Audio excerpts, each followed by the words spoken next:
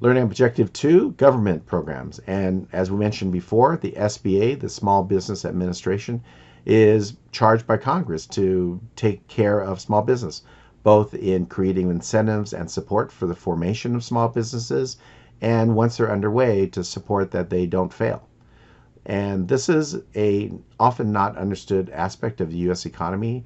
We are driven by not public companies and publicly traded companies. We are driven by small business. So this is an essential part of the economy, even though it doesn't get the press or get coverage in the Wall Street Journal. So the SBA is an important cog in the wheel of the U.S. economy. And they supply both credit and capital, both equity and debt. And their main product is a SBA loan, which is actually a loan guarantee by the SBA to a lender, a normal commercial lender like a bank. And their objective and why it's such a big deal for the U.S. government and Congress is it creates jobs. These are jobs from small businesses, and as they grow, they hire more people. So this is why it's considered an engine to the economy. Now, there are some limited equity programs that look somewhat like venture capital. They're not funded by institutional investors as VCs are, but they do have low-cost funds from the U.S. government, which enable people to form these investment funds and make investments of a combination of their money and government money to help start new businesses. We'll talk more about the specifics in a slide or two. We also work with other regulatory agencies so that the SBA is in combination with others to provide a package of services that make it, again, tenable for a company to grow and be successful and hire people.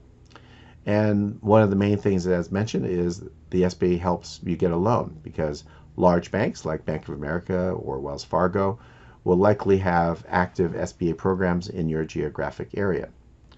There are some levels of management assistance. They will have classes, they'll have guidelines, they'll have all types of aids. They may even support, in some cases, Excel spreadsheets to help you do analysis. So the SBA is quite active in, again, educating and helping grow and helping existing companies so that they survive and succeed.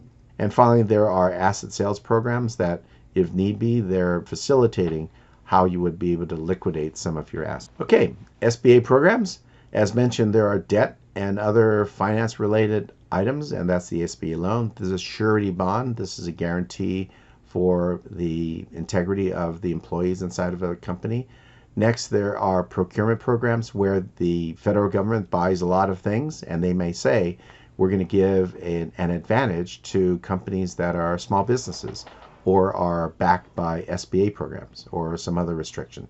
So since the government is also a purchaser of goods and services, they can tip the odds in the favor of their small business clients by giving them advantages in bid situations.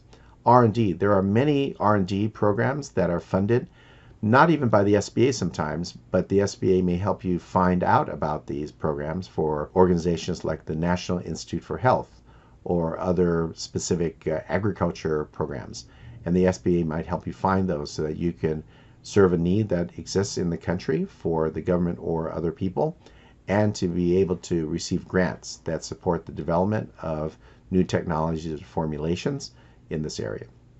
There's also training and consulting. The SBA has offices, and they also marshal volunteer efforts of retired people or people who are experts in fields that want to give back to the SBA program to spur small business.